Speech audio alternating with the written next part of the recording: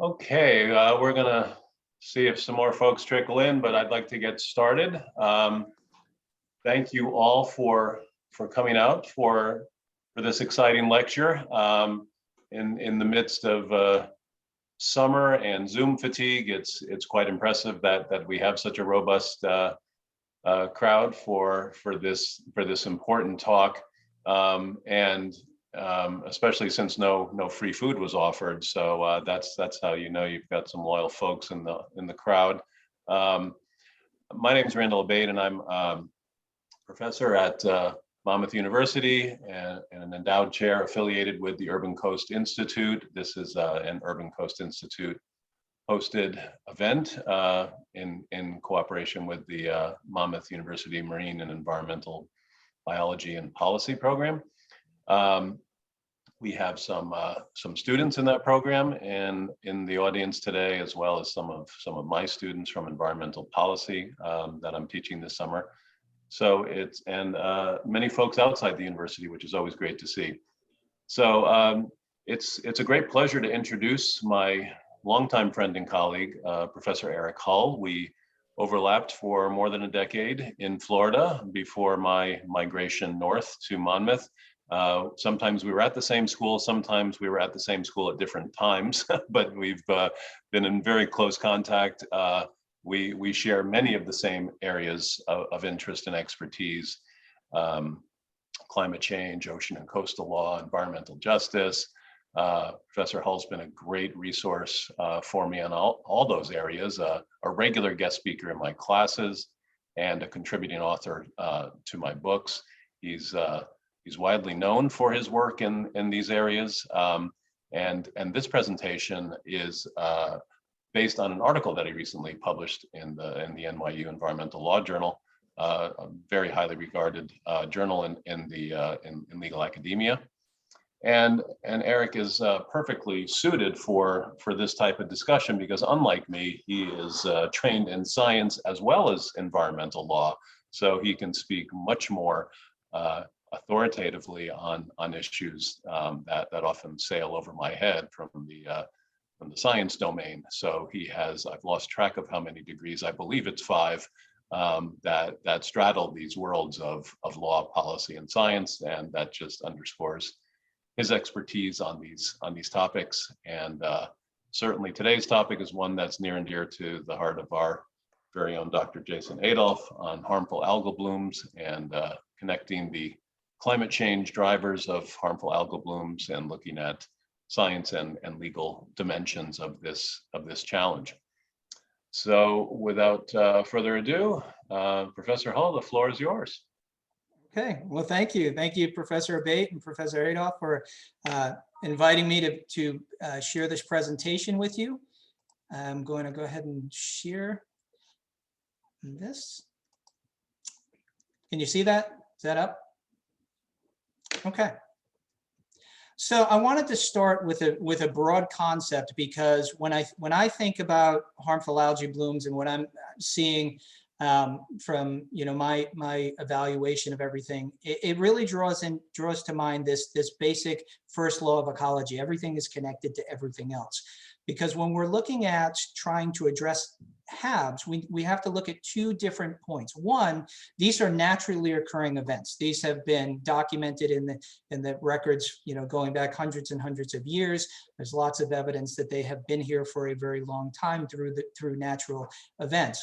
But human activities continue to influence the incidence, the duration, the severity of these algae blooms in certain areas. And some of the connections that I hope that we can make through this presentation come from this broad concept of planetary boundaries and what we're actually observing in real life as to the humans' ability to impact natural systems. And this concept that comes out of the Stockholm Resistance group talks about the different planetary boundaries and where we are, at least conceptually, to the degree that we can actually chart this out effectively. We know at least some areas of these planetary boundaries are either at or at the level of being exceeded or beyond that. And I want to just point out a couple of things, a couple of areas that I think are particularly relevant to harmful algae blooms, okay? One, we're going to talk a lot about nutrient loading here. So if you look at the biogeochemical flows, the phosphorus and nitrogen, these nutrient flows and what the planet can handle and what we're doing with these nutrient flows, you can see that at least the data suggests that we are in that area that is beyond uncertain, that really high risk areas. Ocean acidification, I'm going to talk a little bit about. We haven't quite crossed that threshold, but we're seeing evidence of ocean acidification in pockets throughout the world. The Southern Ocean, for example, there's been a number of studies showing that ocean acidification is affecting that to a much greater degree than it is in some other areas. There was an incident in Washington State where there was an upwelling event and the acidified water actually rushed over some developing larvae and ended up in essentially a mass die-off of the larvae, and it was tied to the exposure to ocean acidification. So I'm going to bring that back in just a little bit. Land use changes, we're all probably familiar with the development along the coastal areas and near water bodies. This biosphere integrity, the loss of biodiversity has a huge impact on the resiliency of ecosystems. And obviously, climate change, we continue to move past the area that science suggested was safe, right? You probably remember back in the late 90s, we had the 350.org organization that was talking about let's not push the concentration of atmospheric carbon dioxide beyond 350. Well, we quickly surpassed that. I think the last I looked at it was 420 2 days ago. So we keep pushing these boundaries, and each one of these is in one way or another related to the physical and chemical and biological processes that help drive natural algae blooms and harmful algae blooms. So I'm going to talk briefly about the HABs in general, then I'm going to relate us what happened here in Florida 2 years ago to bring this into perspective, talk a little bit about state and federal actions, and I'm going to really focus on what is happening with the Clean Air Act and the Clean Water Act on the federal level and how those laws and certain policies related to that can be used to help move the understanding and the efforts to address HABs forward. So when you look at HAB formation harmful algae blooms, they occur largely everywhere, brackish water, freshwater, saltwater. So you see them in inland areas, pretty much everywhere. All 50 states have identified at some point a harmful algae bloom. Different states are affected to different levels. They are primarily composed of very beneficial phytoplankton that serve a very important role in the ocean in terms of primary production and a base of the food chain. But a small number of them are particularly harmful because they can produce toxins and they can create problems, which I'll talk about in just a minute. So here's a couple of examples. The cyanobacteria that you typically see in inland systems. This is actually a picture close to the coast here in Florida. And I'll explain how that got there in just a few minutes on the next couple of slides. But cyanobacteria, the blue-green algae, dinoflagellates, diatoms, coccolithophores, these phytoplankton that are naturally occurring that form algae blooms. In some cases, they can be harmful. And when the right combination of physical and biological and chemical factors come together, you can have these blooms. So it's really important to understand what those factors are. And increasingly, it's clear that nutrient loading, particularly nitrogen and phosphorus, changes in water temperature, optimal light conditions, changes in salinity, carbon dioxide concentration, pH, and other factors are some of the drivers. And some of that is tied to natural occurring events, but some of it is clearly driven by actions that we're taking with regard to the environment. And so I'll talk a little bit about that going forward. Major impacts of harmful algae blooms, which is probably familiar to everybody on this chat right now, is some species, a small number of these algae species, these phytoplankton, produce harmful toxins that can get into the food chain. They can be assimilated by species And in many cases, the toxin stays in a biologically active form. And so as it makes its way through the food chain, up the food chain, including larger animals or humans, they can pass that toxin along to the next level, which causes also, a host of problems that can ultimately result in death for some species. And so we know there's a number of different toxins. I talk a lot about those in my paper, but I can't really get into them now because of the time. But they're really interesting in terms of their effects on both, humans in terms of respiratory problems, gastrointestinal problems, but also I think the more visual component is when we see things washed up onto the beach and we link them to the ingestion or exposure to these toxins. They can clog respiratory structures, which can obviously create problems and ultimately result in death. A big problem here in Florida is they block sunlight to submerged vegetation, and we've had some massive die-offs of very important seagrass beds.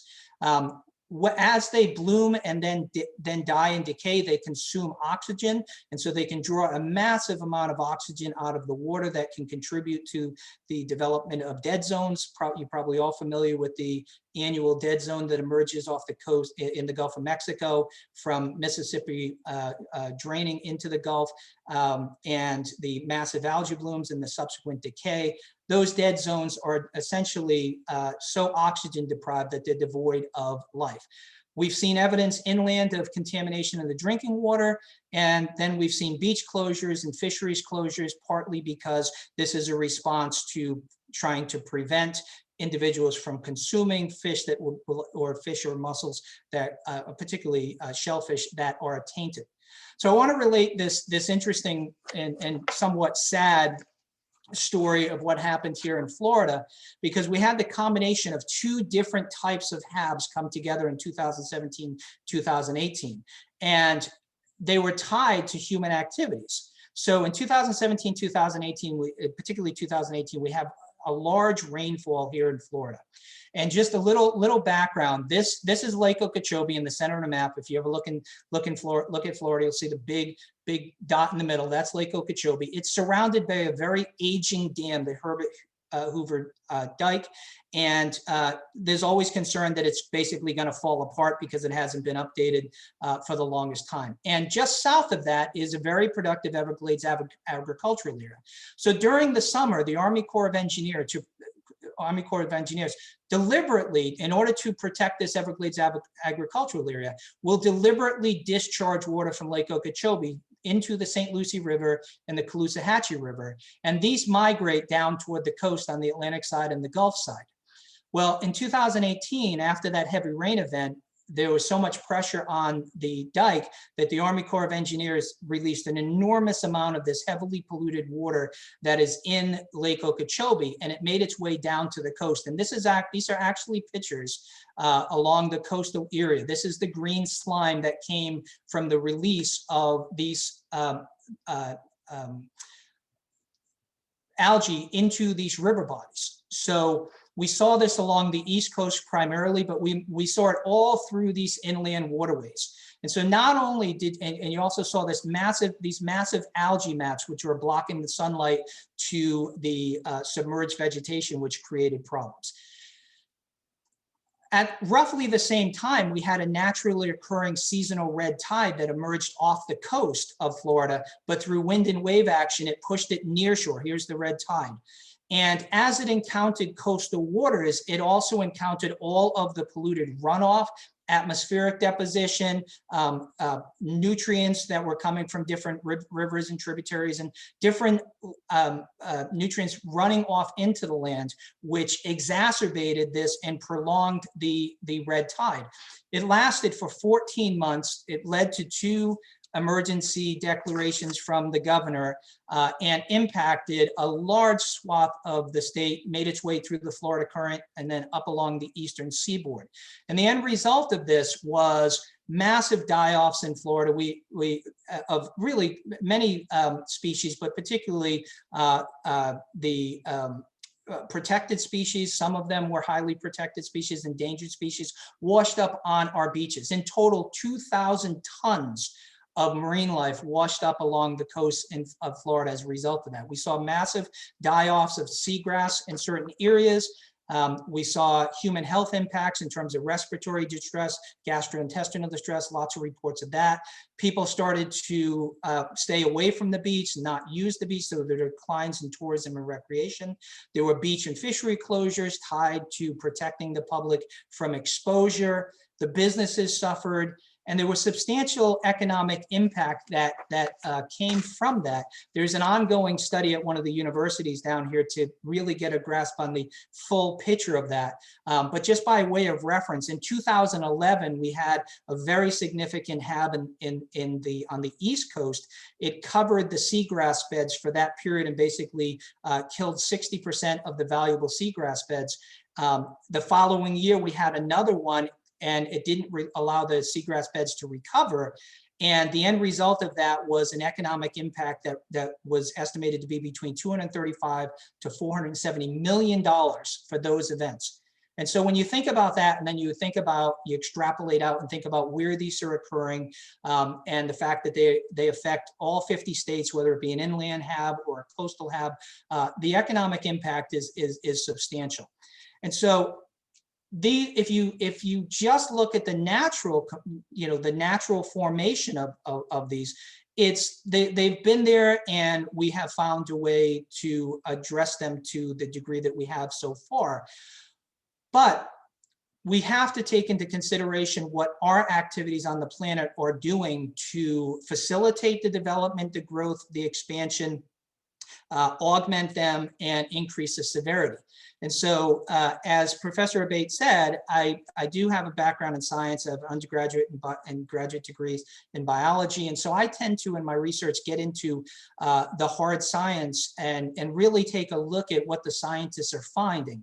And I spend a lot of time discussing that in my articles. So if anybody's interested in reading these articles, I'm happy to share that with you. But if you look at what we generally know about what we have been doing, right, in terms of our emissions and the greenhouse gas effect and the increasing temperatures, we've seen land surface temperatures increase, we've seen ocean surface temperatures increase. And in terms of that connection to algae bloom formation and how harmful algae bloom formation, there are a couple of things that are really particularly important in my view. One, ocean water, warm water holds less dissolved oxygen. So as the ocean water warms, we're going to see issues with dissolved oxygen. And if we already have so many of these hypoxic zones throughout the country, I think the last I heard was 300 throughout the different areas, this is particularly problematic. Another thing that's interesting is we're starting to see thermally restricted species expand their range. So species that we'd normally see in tropical zones are starting to emerge in temperate zones. And so that is now exposing new areas to these risks. As the water warms, the science suggests that we're going to have changes in precipitation. We're going to have, there's some debate on this, but more intense storms.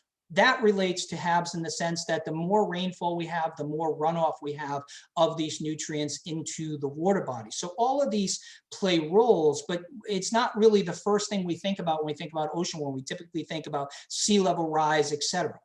Ocean acidification is interesting. As this carbon dioxide has increased in the atmosphere, there's been a corresponding uptake of that carbon through the air-sea interface.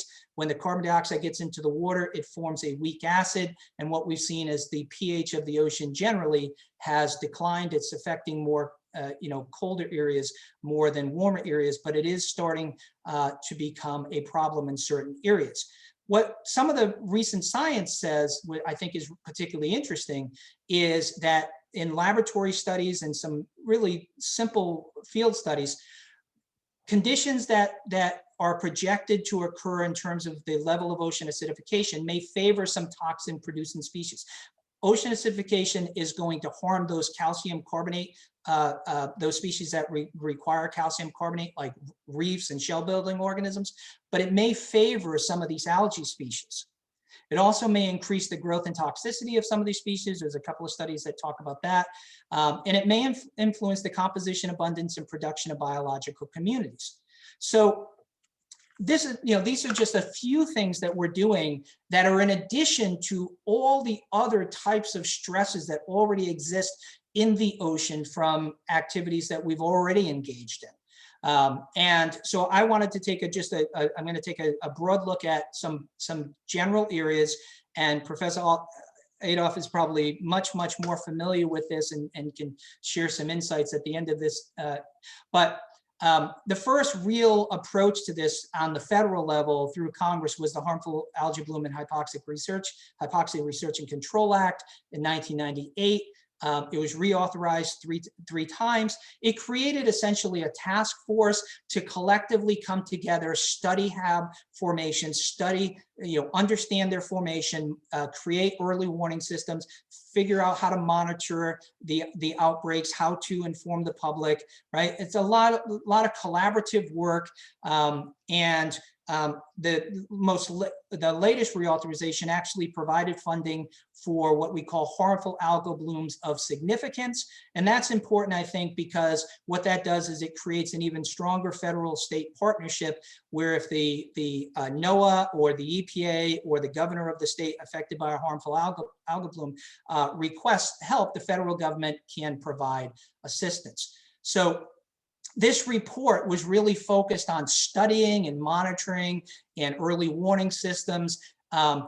It also led to different competitive grant programs where you can request grant funding for programs effectively that are designed to address those same types of problems, the impacts of HAB, modeling, the transfer of toxins. So we have an understanding of how these HAB forms, how we can predict them, how we can provide early warning systems. This is an example of Florida's red tide forecast. Now, you can look at this at any given day, and you can get a sense of where the red tides are particularly problematic. And so that's where we're working. That's what we're working toward. But I want to point out that if you look at this approach, nowhere does it directly talk about preventing the direct inputs, right? The direct inputs of the nutrients and the other factors that affect algae blooms. Those are generally sort of reserved for some other environmental laws. I'm going to talk about the Clean Water Act, the Clean Air Act. And in my view, I don't think that we're properly using those, or at least not using them effectively to address this HAB formation. So this is sort of the generalized approach. There was some movement to really think about the vulnerability of the oceans. And in 2010, the Obama administration created the first national policy on ocean stewardship. And I want to just compare a couple of things. I don't want to turn this into any type of political discussion, but I just want you to compare and contrast what was in these two approaches. And I'll do that a couple of times.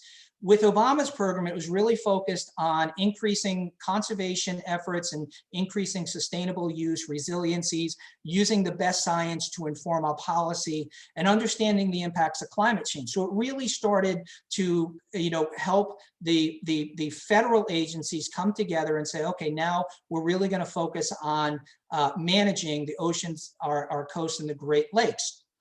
When President Trump took office, he changed this and his focus shifted dramatically. Much of this language in the preamble of the Obama administration guide or plan, I should say, was eliminated, and the focus turned to increased use of natural resources, promoting economic growth, and promoting security. And all of those activities obviously are connected to any effort to address the problems that are driving HAB formation. So we see that change. And now I want to sort of, in the time remaining, I want to talk about two core environmental laws and where I see we have some opportunities. So the Clean Water Act, when you think about the Clean Water Act generally, the purpose of that is to prohibit all discharges of pollutants into waters of the United States, the receiving waters, and discharges into marine waters unless it's permitted. And the idea behind the permit, the National Pollution Discharge Elimination System permit program, is to understand the assimilative capacity of a receiving water and set permits so that the amount of a particular pollutant going into that water body does not exceed its assimilative capacity. The problem is that the NPDES system works to regulate point sources of pollution, those defined sources where we can actually identify where the pollutant is coming from. Most pollutant comes from a variety of sources that are not directly identifiable. And one of the biggest areas is agricultural stormwater and discharges. Those are largely exempt from the Clean Water Act, but those are the areas where we're having the most use of these problem chemicals that are washing into the water bodies, and yet they're exempt. So they are essentially considered non-point sources of pollution. The non-point sources are voluntarily regulated, but when you look at the National Water Quality Inventory, most waters that have been surveyed do not meet the minimum water quality standards. So in many ways, we're failing in this way to address some key drivers of changes in the marine environment, particularly with regard to nutrient pollution that is driving algal blooms.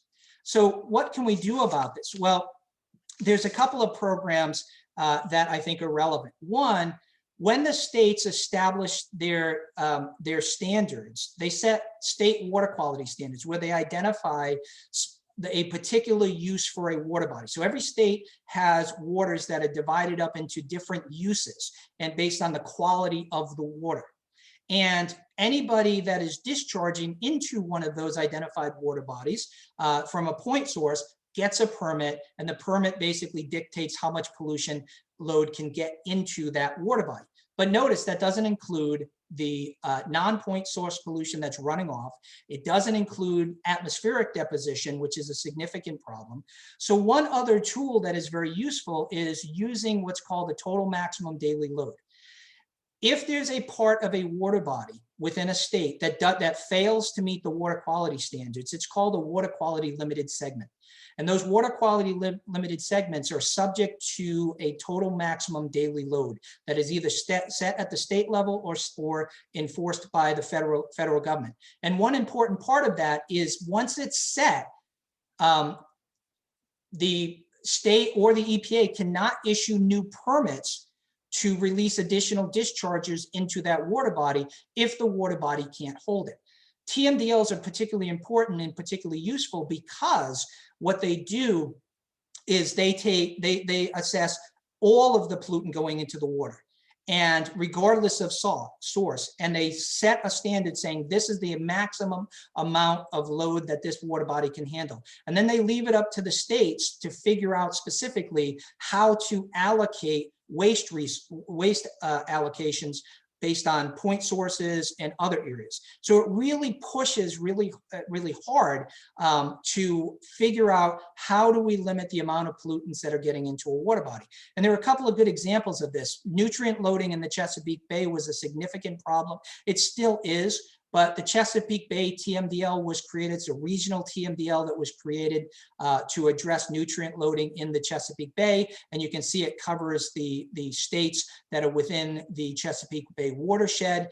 And collectively, the states come together to determine how to set standards so that ultimately there is an amount of nutrients that are getting into the bay ecosystem that is acceptable and won't further degrade the water resources. Northeast Regional Mercury TMDL was another one that was set up to address mercury deposition. All right, so we can use those TMDLs more effectively. There's a trading system that is developed that I can talk about at the end of this if anybody's interested. But we're not using those, okay? We can use those much more effectively. Another area within the Clean Air Act that we can use more effectively going forward is these National Ambient Air Quality Standards, and there's 2 points that I want to make here. National Ambient Air Quality Standards set standards for certain types of pollutants that are essentially ubiquitous within the atmosphere. And the EPA set these for these particular criteria pollutants. They are largely everywhere. And as a result of this, the standards were set. Primary standards need to be sufficient to protect public health within an adequate margin of safety.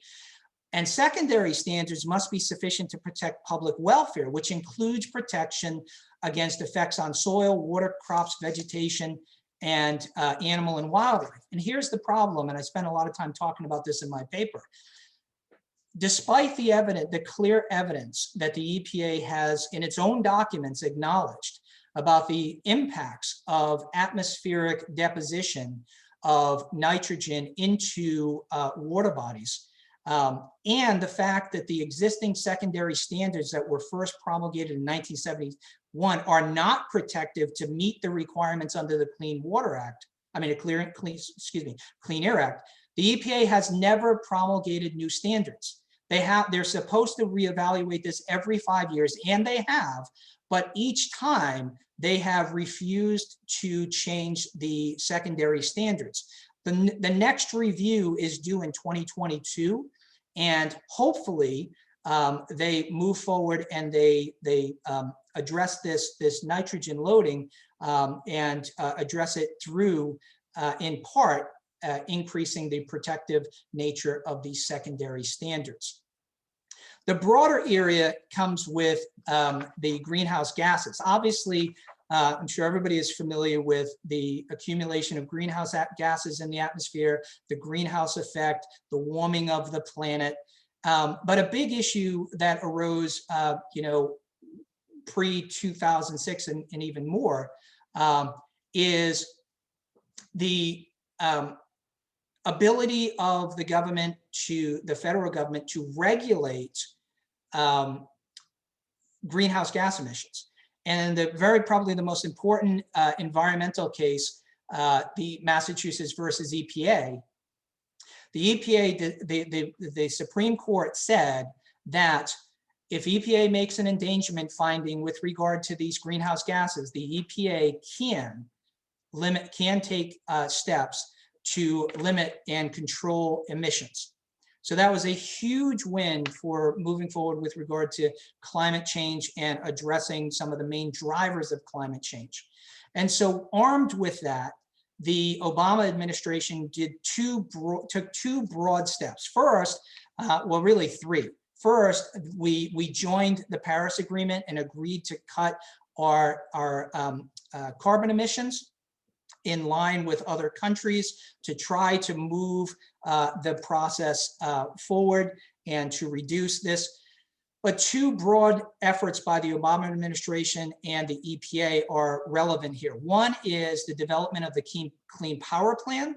And the goal there was to have power plants reduced by 32% relative to 2005 levels by the year 2030.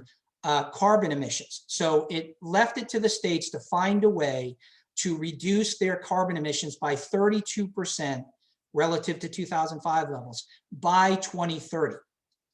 Many of you probably heard that this was locked up in the federal courts for a long time. Scott Pruitt, who ultimately became the EPA administrator under President Trump, was driving those cases. It was based on states' rights and whether the federal government could step in and tell the states how to regulate these greenhouse gases. So it was locked up for a long time. When President Trump came into office, he immediately withdrew us from the Paris Agreement. It became effective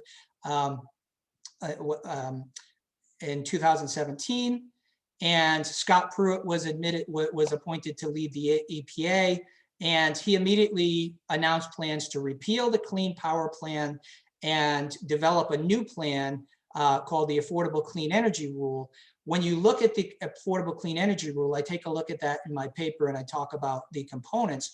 It's very clear that that rule would result in less emissions over time than the Clean Power Plan.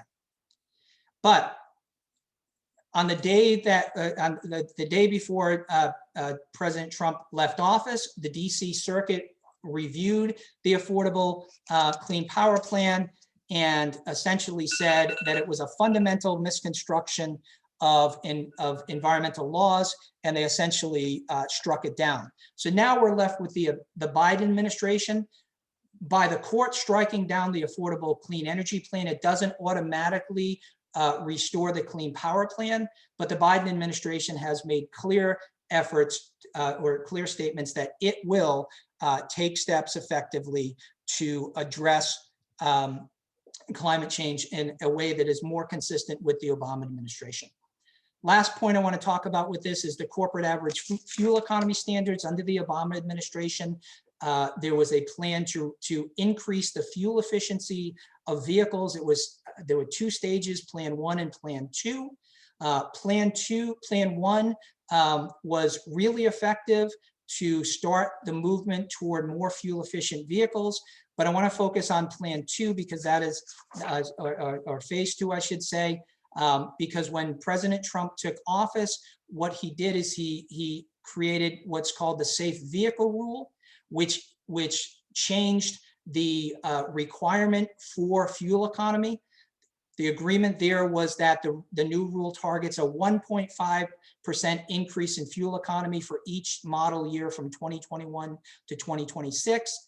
Under the Obama plan, it was an increase of 5%. So it was a dramatic decrease in the efficiencies as a result of that change. And what is particularly interesting to me is that the Trump administration set the target of 1.5% increase in fuel economy each year for those model years, even though the industry itself said that they could set it at 2.4%, even without any new regulations. So it's going to be interesting to see what the Biden administration does going forward, but there's a real opportunity to get us back on track with respect to that. All right, two broad points I want to make, and then I'm going to close this and open it up to questions, because I think these two other areas are tied to actions we can take and policies that we can take to address some of the drivers of HABs. One, we obviously know that industrialized agriculture is dominant in the United States, and it's a significant cause of water pollution, particularly nutrients that drive algal blooms. And remember, those are not regulated as point sources. The EPA has acknowledged this. They've talked about soil management being a significant problem and how improved nutrient management in agriculture is needed to limit nutrient loss. So efforts that we can take in that regard would be really, really helpful. You know, when you look globally, 50% of the habitable land has been taken up by agricultural use, and 77% for livestock. Professor Abate has written quite a bit about this particular topic and how just shifts in our diet and what we consume can make a huge difference in greenhouse gas emissions. So when you think about agriculture, you think about where we're going with population increases. Most of the food increased demand is going to come from farming and from commercial fisheries, but there's two problems there. One are commercially viable species that are fished and regulated. The stocks have declined pretty dramatically. In some areas, they are stabilizing to some degree, but we're losing that at the same time that we're polluting the environment that we are going to be depending upon. Obviously, other issues of aquaculture are also introducing new pollutants into the environment.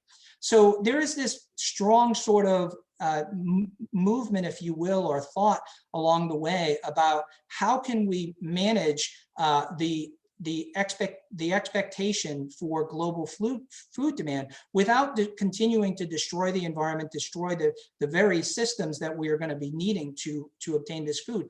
And agroecology is one of those areas that is really, really, I think, important because it promotes the sustainable use and moves away from monocultures to diverse cultures. It reduces the fertilizer use.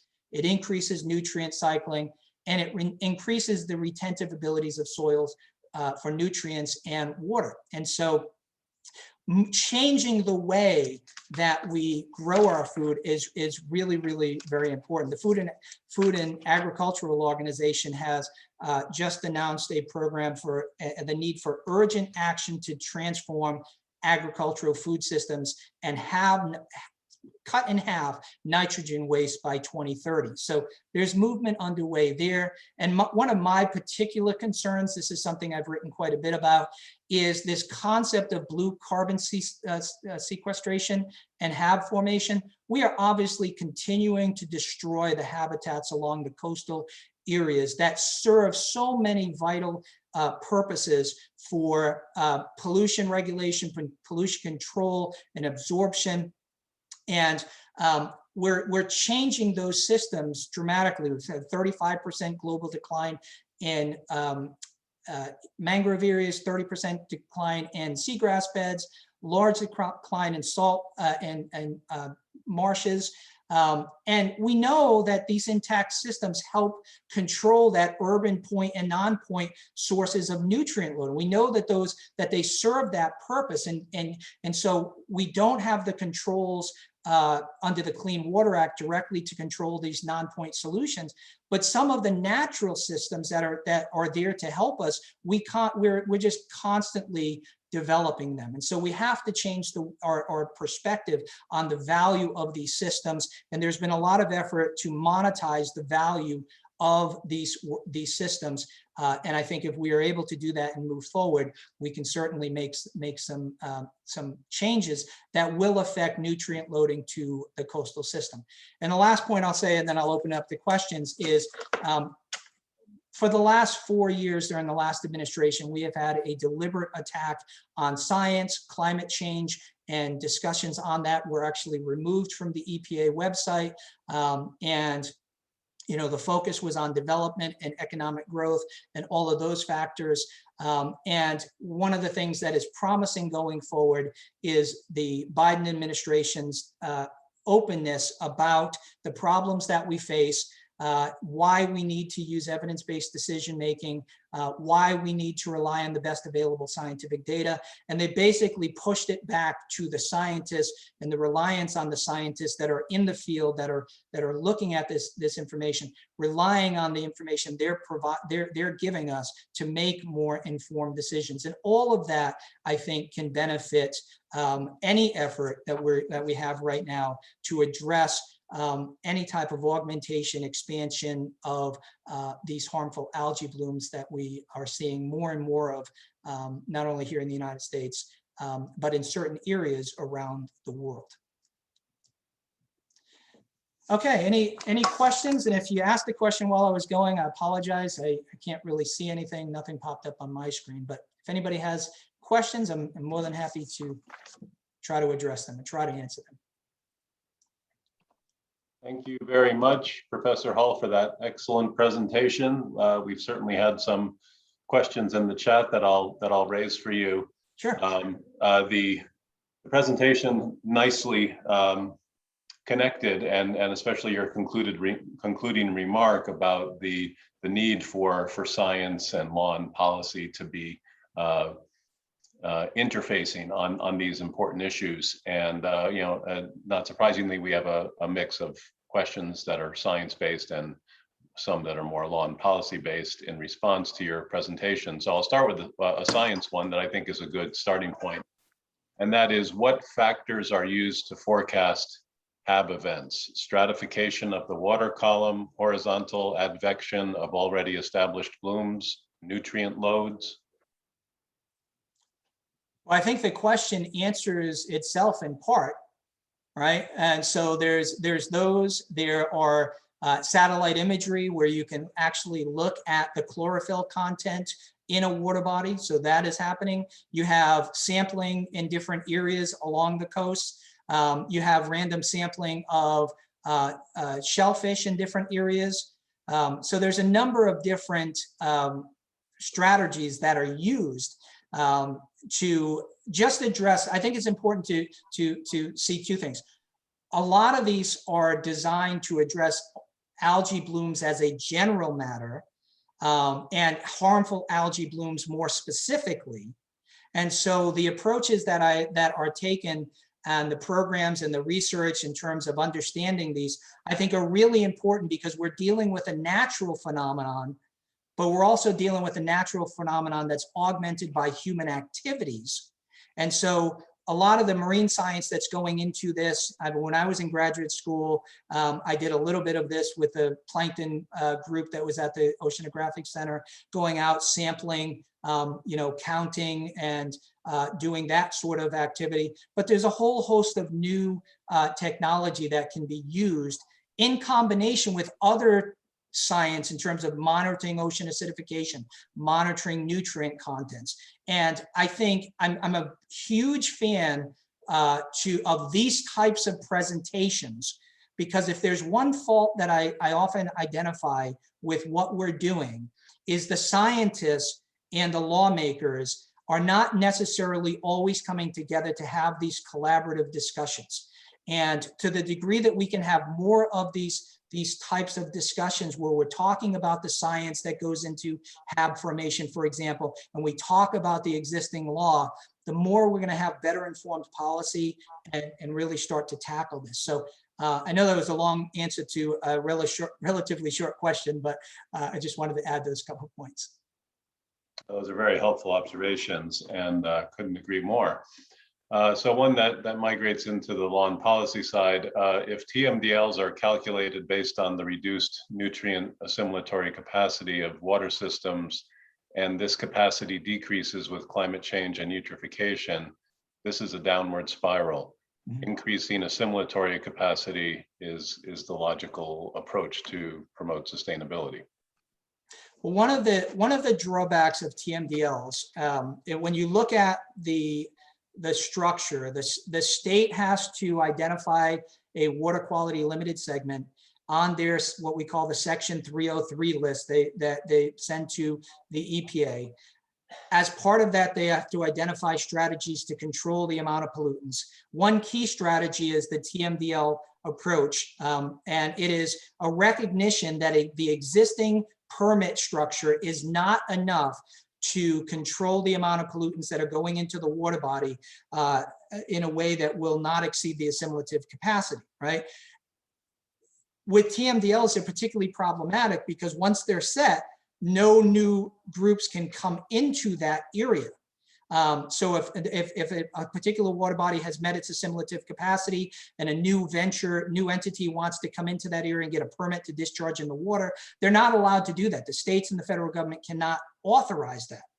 And so one response to that, to go to the specific point, is there's a lot of pressure on existing entities when TMDLs are created, because as we try to ratchet down the amount of pollutants, you can really directly impact the people that are subject to a permit. And so you end up changing those permits. So a lot of the regulated entities complain about that, and they say it's unfair. So a whole new area has developed, very similar to carbon credits and trading with Clean Air Act, in terms of trading pollution credits across state boundaries. So that's what they're doing now. If there are ways, to the specific question that was asked, if there are ways to increase the assimilative capacity without doing harm, then obviously that is something that we should be considering. But the goal is, remember, the Clean Water Act and the Clean Air Act, they share one thing in common. Their standards are meant to be harm-based. They're harm-based protective standards.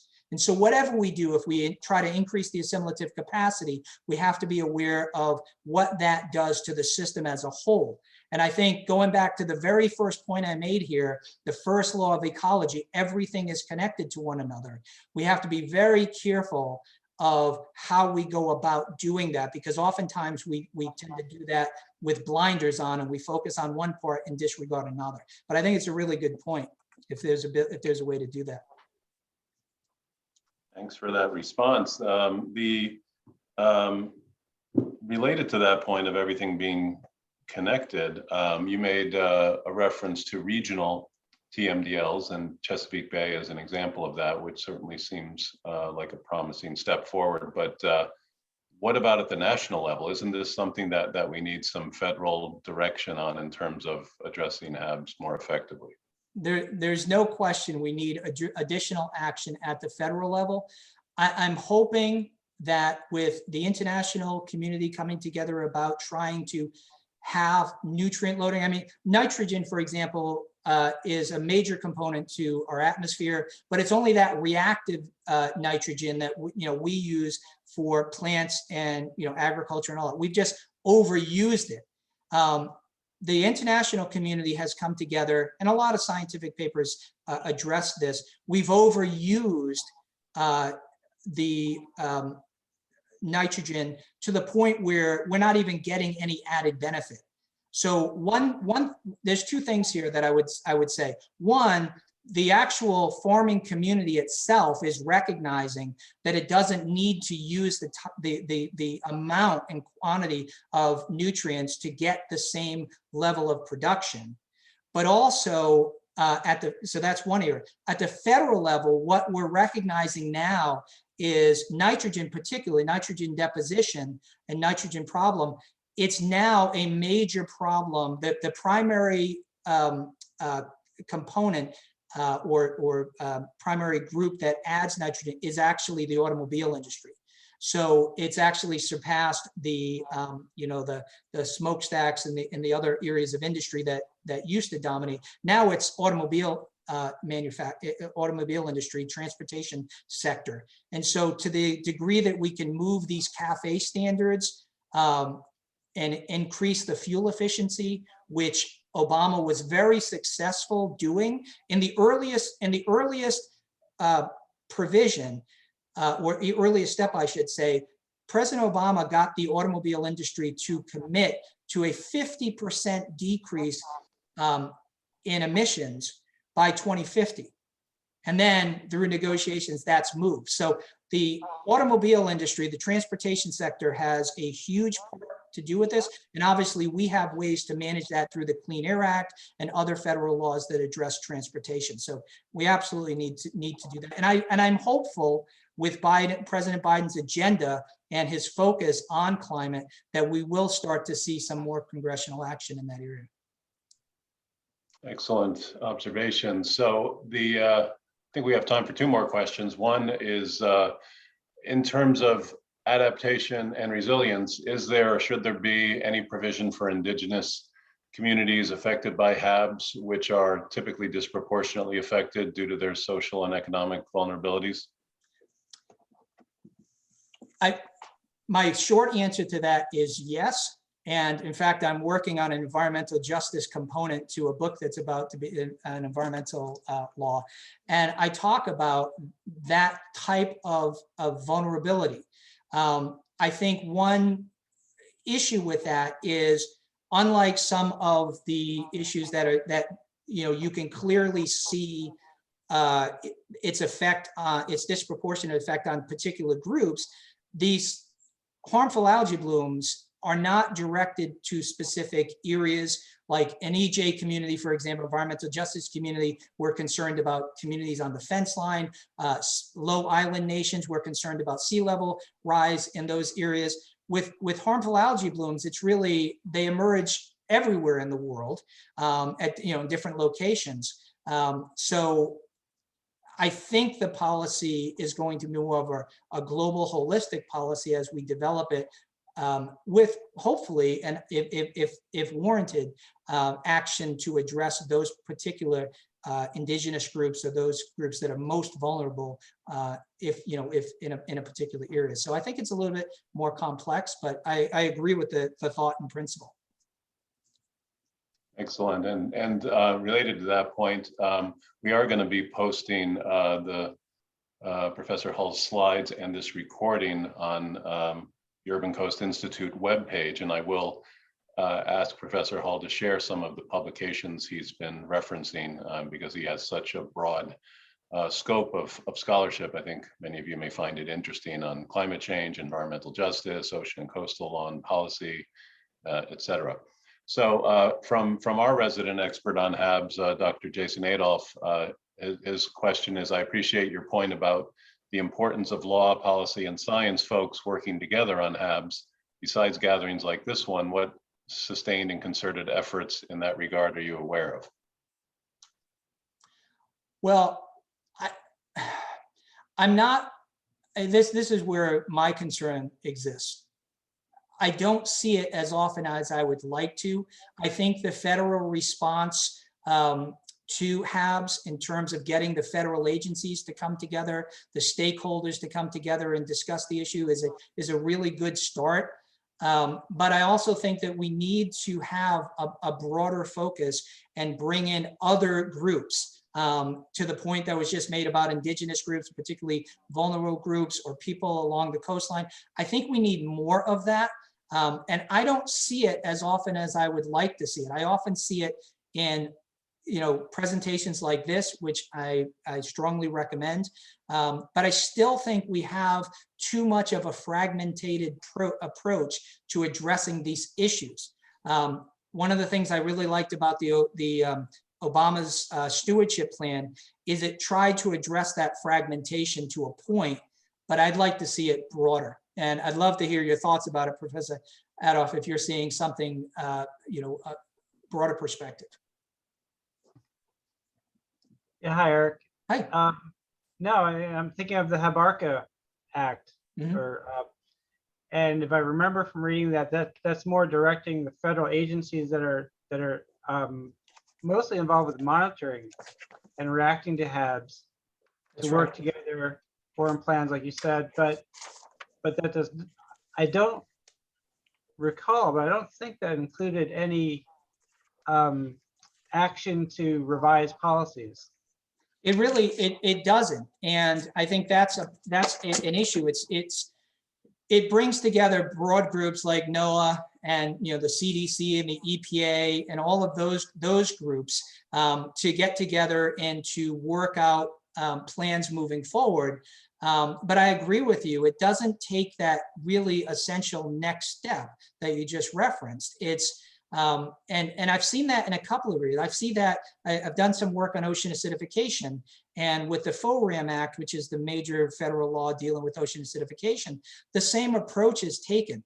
Let's get the heads of the different federal agencies together to talk about this, but it sort of leaves the issue in my view, it falls flat. And I think that's the point that you're getting to, is that we need to have more direct interaction, much more direct collaboration than we currently have. One thing I will mention that I think is maybe relevant to this is the funding mechanism for the federal action. It's been paltry. I believe it was $19 million when it was first promulgated in '98 and went up to $20 million for such a massive issue that affects so many coastal communities. I thought the funding part was too low. So I guess sort of circling back to your point, I don't think that the current policy encourages the type of collaboration that we likely need to address this problem holistically. And I think most of this burden has been placed on individuals like yourself and your committees at the state level to try to generate interest on the state level regarding these problems. I'd like to see more effort and more action on the federal level. And I'm hopeful that the Biden administration will do that. Thank you. Well, thank you for all the work you're doing with this. You know much more about this than I do. Yeah, I was glad to be able to connect you two, so that'll be certainly good for all of us, for you two to be in touch. There was a question by a student on the science side that I wanted to throw in at the last second here. Sure.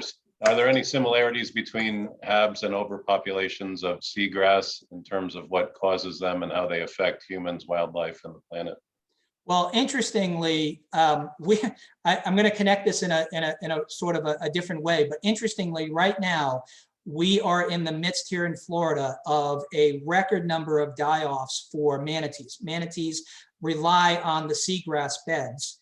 And so when we have a die-off of seabeds, we typically have a corresponding die-off of manatees. But we are in the 2018 HAB that I mentioned, we had a record number of manatees die. A lot of that was tied to the destruction of the seagrass beds. Some of it was tied directly to exposure to the toxins. The manatees now in Florida are actually, according to the Fish and Wildlife Service down here, they're dying through starvation. I had an interesting picture I didn't put on the slide, but it's a picture of a manatee coming up to the shoreline and sticking its head over the shore to eat grass that's actually on the shore, because there's no grass to eat in these beds. So why is there no grass in the beds? Well, when the nutrients get into these water bodies, one of the things that at least the Florida Fish and Wildlife Commission has found is that the algae actually outcompete the seagrass beds for the same nutrients. And as they grow, they form these large mats that effectively block the sunlight. The seagrass beds can't photosynthesize, and they end up dying out relatively quickly. When they die out, because they are one of those keystone species, it affects the entire system. So in terms of the question overpopulation, the more we draw closer to the water, the more we're going to have a concern about what gets into the water body. With regard to nutrient loading of the coastal areas, we're creating these scenarios where we're facilitating algal blooms and in some cases harmful algal blooms. And at least in the coastal area here in Florida, for example, I live on the Banana River. We have a major problem with algae all the time, and our seagrass beds are dying quickly. We may, at the end of this year, we may find that we've lost more manatees this year than at any other point in history. And one last point, just to connect these for the students, go back a few years, the manatees were listed as endangered. They were taken off the endangered list and listed as threatened, which limit the amount of protections available. And right after they were taken off, we had the 2018 harmful algae bloom with a record number of die-offs, and now we're seeing that again, right? So this is these occasional algae blooms are becoming more seasonal in certain areas. So just, you know, the overpopulation, the nutrient loading, they're all connected. Goes back to that first point that I made. That's very, very informative, very helpful, especially given that your presentation covered both the Clean Water Act and the Endangered Species Act, which my environmental policy students just learned about. So that's fantastic. And actually, I was going to ask this ignorant non-scientist's question that seems more relevant now. Are there, Professor Hull is an expert in marine invasive species as well, and one of the many areas of expertise he has. Is there any negative synergy between marine invasive species and HABs? There are a number of papers out there that address that component. So with invasive species, one of the problems that we have seen is as the water warms, I mean, there's two problems. What you mostly think about with invasive species are those species that are directly introduced through, you know, discharge of ballast in shipping or people dropping their pet into the water, their exotic fish. But in terms of climate related changes, as the water warms, we're seeing species that were thermally restricted moving into new areas.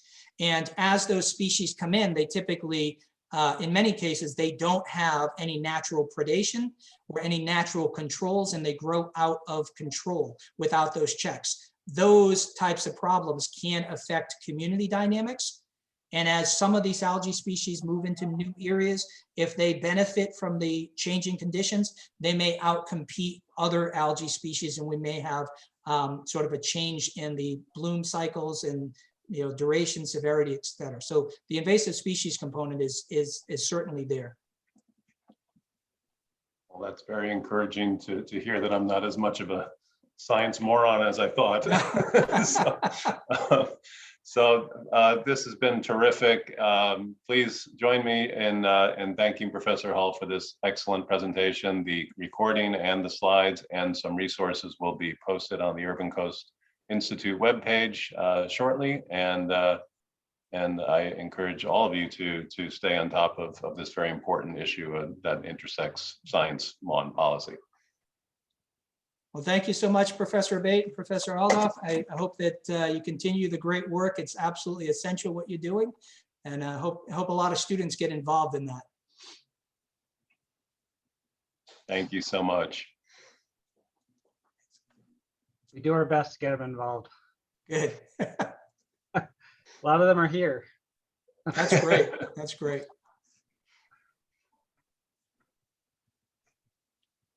Yeah, that was great, Eric.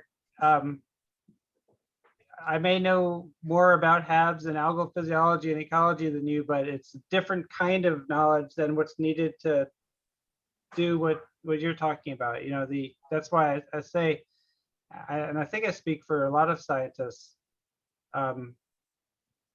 Your head's in one place, and you need the other groups. What you do. You know, I can't do what you do. You can't do what I do, but we need to work together more, I think. Yeah, Good. I had a scientist who works on hurricanes, and I invited him to give the keynote address at this environmental summit that I was running. And the very first thing he said was, "Thank you for inviting me, because all I ever do is talk to other scientists." And he said it was so nice to be able to talk to people that were not within his circle to talk about these very important points. And you know, he drove home that, I think, that desire that he had and that I have, and you know, you share, is to have these types of interdisciplinary conferences and communications to learn so much about. I mean, I just learned something when you first spoke. The science that I was reading was talking about expansion globally, and you just clarified that by that recent article you just read. Well, that article is 2 days old. Yeah. So having that type of communication, I mean, if we could do that at the federal and state levels with the decision makers, it would just be so much more beneficial than this fragmented approach that we take. You know, with us teaching our students, we try to do that, but I wish we could have a more effective educational process to get the information out in a way that's meaningful. And so we just have to keep doing these types of meetings, and you know, I love the fact that you're having these meetings. I sat in with a couple last when I was here. I think it was Dr. Bullard, and you know, so these are really, really helpful. I encourage it. Yeah. Thanks for putting this together, Andy. Always a pleasure. Yeah, I'm still learning, so it's always great to get all these brilliant perspectives from experts outside what I do on a day-to-day basis. And I try to stress that with the students too. You know, every time I teach a law course, I have at least a few scientists as guest speakers. It's just like, I don't see any other way to do it. Yeah, in our Eric, our program, MEVP, we produce about 1 or 2 students out of 10 to 15 graduates per year who go on to law school. Mm-hmm. And Yeah. our degree is a Bachelor of Science. So they're going on to environmental law with a background like you have in environmental science, marine science. And we've heard feedback from students and their parents too, actually, that they really appreciate carrying that into their law careers, having that science background to do environmental law. Yeah, it's been really helpful for me. When I went to graduate school, my goal, I studied sharks, and my goal was to go on for my PhD and study sharks, and I would have had a totally different career path. And then I took an elective at school for environmental law, and I was hooked. It just changed everything, and I went down this path. So yeah, I've always been interested in ocean and coastal law issues, and you know, this Urban Coast Institute, I think, is, you know, it's just a wonderful addition to everything that's going on. So I really appreciate all the work that you're doing there, and your colleagues and students, and hopefully we can, you know, address these issues in a meaningful way going forward. Yeah, I'd love to brainstorm with you a collaboration about New Jersey's HAB issues and how it relates to New Jersey's laws and policies around pollution and the causative factors. I'd love to talk with you further about it. I know, you know, growing up, I grew up in Massachusetts, and so I'm familiar. We talk a lot in the environmental law courses about the industry in New Jersey, and you know, it's got a long history of polluting industries, and so the challenges in New Jersey, I think, are really, really high. I would imagine. I don't know the current laws there, but I'm sure it's pretty difficult to get effective change there, given the industry structure. Yeah, it's And I don't know how to answer that because I'm not that familiar with the law. But I know there's a lot of issues. There are a lot of environmental issues, including a lot of harmful algal bloom issues, both in inland lakes, coastal estuaries. Areas that we work in that have had signs up on the waterways saying polluted water, don't touch. Meanwhile, and it's part of that pollution. There's at least for the last 3 years, we've been sampling a massive algal bloom that just destroys the oxygen in the water, and there's dead fish everywhere when we sample. And I think people are just used to it. Yet there are these $1 million homes on the banks of this area called Branchport Creek in Long Branch. And I think people are just used to it. And then I moved here from Hawaii and started working in this water. And I just can't understand how that can just be there like that. I have a place on the Banana River here in Florida. I look out on my deck and I see manatees all the time, but the water is absolutely disgusting. And I just, my heart goes out because I'm thinking to myself as I look at them, you're swimming around, but your days are probably numbered. Because it's really really interesting discussion you brought up about the manatee die-offs due to starvation this year. I was familiar with the HAB-related die-offs. There's an interesting picture that the Fish and Wildlife put out, and it literally is a manatee with his head above the embankment trying to get at regular grass because there's just nothing in that area. And there's also right now, I think there's a red tide developing in the southwest coast, and there's been a number of manatees that have died for undisclosed reasons. And I suspect that as we get the data, it's probably going to be tied to exposure to those toxins. But right now, the primary reason is starvation. The green sea turtles in Hawaii used to eat grass. Grass would go right up to the ocean where I lived in Hilo, and tourists would just grab a chunk of grass and feed the turtles. It turns out that it's nutritious for them. It is. But it's a bad practice feeding wildlife. I don't want to keep you. Thank you so much. All right, thank you. I appreciate your time. Randy connect us on email and send you that paper. Yeah, I'd love to read it. I'd love to see what the latest science is. Appreciate it. Okay, I think Randy stepped away, so I'll catch up with Randy later. Okay. All right, good talking with you. Okay, take care.